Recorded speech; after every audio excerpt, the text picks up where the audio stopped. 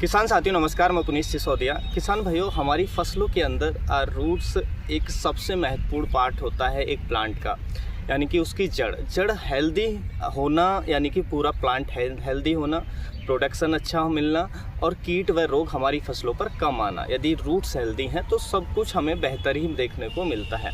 तो रूट्स को यानी कि जड़ों को हेल्दी रखना बहुत ही ज़रूरी है। अब देखिए, जड़ों के अंदर वो तरह तरह की समस्याएं आती हैं, जैसे रूट रॉट हमें देखने को मिलता है या फ्यूजेरियम विल्ट जिसको हम कह देते हैं, जिसमें जड़ गलने लग जाती हैं, जड़ों में फंगस का अटैक हो जाता है। उसी तरीके से अभी आप देख रहे हैं फसलों के अंदर हमें बीटल्स का अटैक देखने को मिलता है, जैसे रेड बीटल या तरह तरह के बीटल्स आ रहे हैं हमारी फसलों के ऊपर, जिससे उसका जो लार्वा है हमारी फसलों की जड़ों पर खाता है, जड़ों को खाता है और जड़ों को खा करके डैमेज करता है। उसी तरीके से नेमाटोड्स की समस्या हमें अपनी फसलों की जड़ों में काफ़ी ज़्यादा देखने को मिलती है, बहुत सारी फसलों में जो रूट नॉट नेमाटोड होता है। तो देखिए, आज की इस वीडियो में हम आपको रूट केयर यानी कि जड़ों की देखभाल कैसे करें वही इस वीडियो में बात करेंगे। हम आपको एक बहुत शानदार ऐसा ड्रिंचिंग कॉम्बिनेशन बताएंगे जो आपकी फसलों में जो आपका फ्यूजेरियम विल्ट है उसको कंट्रोल करेगा, चाहे बैक्टीरियल विल्ट है उसको कंट्रोल करेगा, जो लार्वा आपकी फसलों की जड़ों को खा रहा है उसको कंट्रोल करेगा, नेमाटोड्स को प्रिवेंट करेगा, यानी कि आपकी फसलों के अंदर नेमाटोड्स को नहीं आने देगा, यानी कि ओवरऑल कीटों से और फंगस से बचाने में ये जो ड्रिंचिंग कॉम्बिनेशन है ये आपकी जड़ों को इन सभी रोगों से व कीटों से बचा कर रखेगा और जिससे आपकी फसलों की ग्रोथ, जड़ों की ग्रोथ हेल्दी होगी।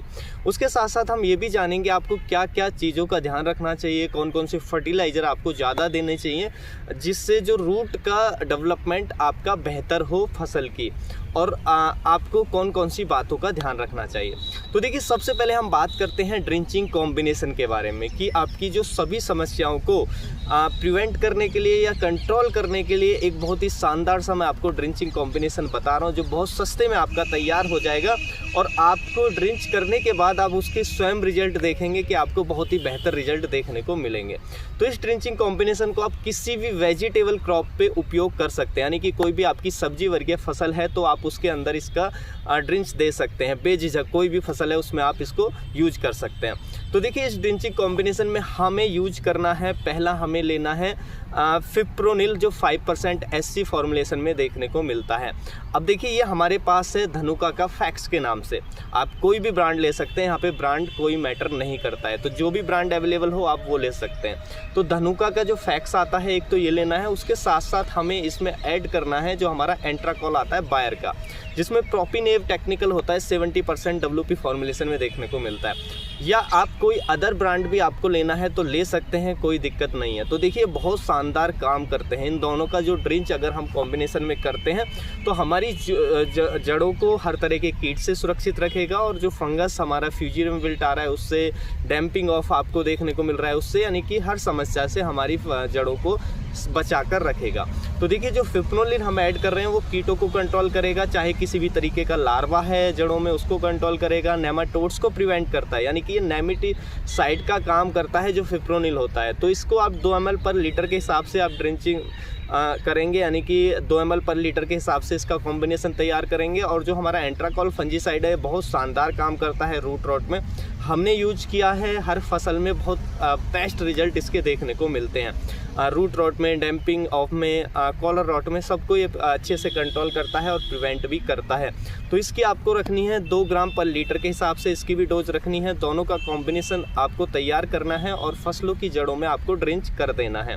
जो आपका नोजल होता है, नोजल को निकाल करके और ड्रिंच करते चले जाएंगे इन दोनों का, तो बहुत ही शानदार आपको रिजल्ट इसके देखने को मिलेंगे, यानी कि हर तरह का रोग आपका और कीट जड़ों का कंट्रोल हो जाएगा, प्रिवेंट हो जाएगा। अब देखिए, ये बहुत सस्ते में तैयार हो जाता है। जो हमारा एंट्राकॉल फंजीसाइड है वो 800 रुपये पर केजी आपको मिल जाएगा। वहीं पर फिप्रोनिल की बात करें, आधा लीटर की बात करें तो 400 से 450 रुपये की रेंज में मिल जाएगा। तो ज़्यादा एक्सपेंसिव कॉम्बिनेशन ये नहीं है और बहुत अच्छे से कंट्रोल करता है। यदि आप रासायनिक खेती करते हैं तो आप इस ड्रिंचिंग कॉम्बिनेशन को अपना सकते हैं। अब बात करते हैं कि आपको किन किन बातों का ध्यान रखना चाहिए, जो कौन कौन से न्यूट्रिशन आपको ज़रूर देने चाहिए फसल के अंदर जिससे आपका जो रूट का डेवलपमेंट है वो बेहतर हो। तो देखिए, रूट डेवलपमेंट के लिए कुछ माइक्रो न्यूट्रिएंट्स हैं, इनकी कमी नहीं होनी चाहिए, जैसे कि जिंक, बोरॉन, कैल्शियम, ये कुछ माइक्रोन्यूट्रिएंट्स हैं, इनकी कमी आपके प्लांट में नहीं होनी चाहिए। ये बहुत कम मात्रा में ज़रूरत पड़ती है। यदि आपकी मिट्टी में इसकी पर्याप्त मात्रा है तो आपको अलग से देने की ज़रूरत नहीं है। लेकिन यदि आपने सॉइल टेस्ट कराया है और इनकी डिफिशियंसी आ रही है, यानी कि मिट्टी के अंदर इनकी कमी आ रही है, तो आपको ज़रूर देना चाहिए, बेसल डोज में इनको ऐड करना चाहिए, जिससे रूट डेवलपमेंट आपका बेहतर हो। और रूट डेवलपमेंट ही नहीं, ओवरऑल प्लांट की ग्रोथ भी बेहतर हो। लेकिन यहाँ पे हम क्योंकि रूट डेवलपमेंट की बात करें, इसलिए उसी को ध्यान में रखते हुए हम बात करेंगे। तो जिससे रूट डेवलपमेंट बेहतर होगा। अगर बोरोन की कमी हो जाए, जिंक की कमी हो जाए या कैल्शियम की कमी हो जाए तो रूट डेवलपमेंट अच्छा नहीं होगा, ये आपको ध्यान रखना है। उसके साथ साथ जो सबसे ज़्यादा मात्रा में चाहिए रूट डेवलपमेंट के लिए वो है हमारा फास्फोरस। फास्फोरस की क्वांटिटी सबसे ज़्यादा ज़रूरत होती है रूट डेवलपमेंट के समय, तो इसलिए हम फास्फोरस को बेसल डोज में दे ही देते हैं। तो इसलिए हमेशा डीएपी को आपको बेसल डोज में डालना ही चाहिए यदि आपकी मिट्टी में पर्याप्त डीएपी यानी कि फास्फोरस नहीं है या फास्फोरस की कमी है, जब तो ज़रूर डालें।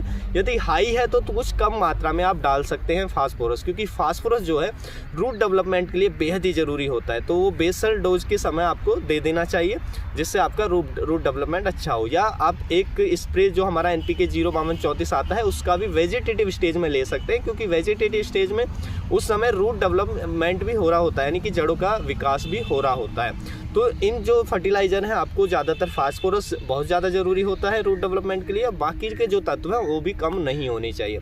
और ये भी ध्यान रखना है कि ज़रूरत से ज़्यादा भी नहीं देना है, क्योंकि ज़्यादा भी देंगे तब भी आपको नुकसान मिलेगा। यदि ज़्यादा हो गया तो भी टॉक्सिसिटी हो जाएगी, तो भी रूट डेवलपमेंट अच्छा नहीं होगा। तो ये ना सोचे कि ये जैसे फास्फोरस जड़ों के लिए अच्छा होता है तो हम अंधाधुंध फास्फोरस डालें, या जिंक की कमी नहीं होनी चाहिए तो हम ज़्यादा जिंक डाल दें। नहीं, एक बैलेंस मात्रा ही सबकी अच्छी रहती है, जिससे हमें बेहतर रिजल्ट देखने को मिलता है। तो ज़रूरत से ज़्यादा बिल्कुल भी फोकस आप ना करें।